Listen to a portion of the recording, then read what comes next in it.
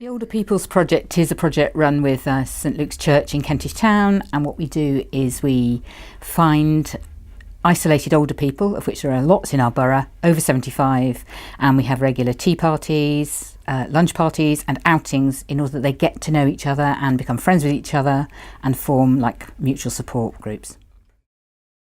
I think people can become isolated very quickly. It's often people who've been married a long time, they lose their husband, because it's normally older women losing their husbands because men tend to die younger, and then they become a bit housebound. They get scared of leaving the house.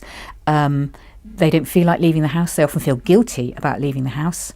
There also seems to be a lot of women who haven't had children themselves, and so they don't have the support of families, or people have families who've moved away from London. They can no longer afford to live here, and so their parents are living alone and become gradually isolated over time. And it's very hard to make new friends. Also, your friends die when you're older. That's the sad fact of life. And when your friends die, 2 or 3 close friends dying is a major tragedy in somebody's life, and it's very hard to make new friends without providing an opportunity to get to meet new people, really.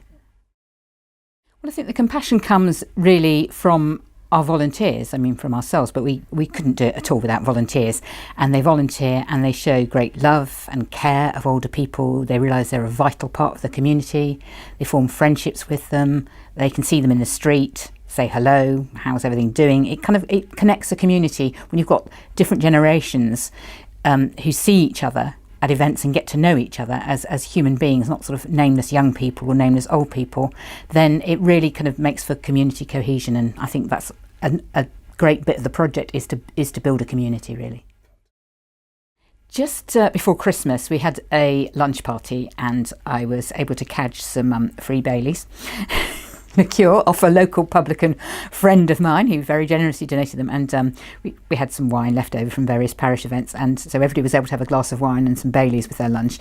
And we had a band, and one of the ladies said to me, "Why don't you ask the band leader if he'll ask us to dance?" And I said, "Why can't you just get up and dance?" And she said, "No, I'm a lady, I have to be asked." So I said to the band leader, "Can you play something sort of up tempo because people would like to dance?" He said, "Certainly." He started playing a dance tune, and everybody got up, even with Zimmer frames, and started dancing. And it was just amazing because people hadn't danced for years. You don't have a chance to dance if you're over 75 and you're living on your own in your flat. You don't get invited to many weddings or parties, and everybody was up and dancing. It was just amazing. I would encourage other parishes to do this ministry because it's so joyful. These women and men are amazing people. They've had great lives. They provide wonderful friendship, a sense of community. They are absolutely fascinating. They're live wires. They're very funny. Volunteering is amazing, but running a project like this, you'll get back so much. Several women have expressed an interest in coming to church who weren't previously Christians, so it's also good for the parish because people want to become Christians later in life, having not been Christians the entire rest of their lives.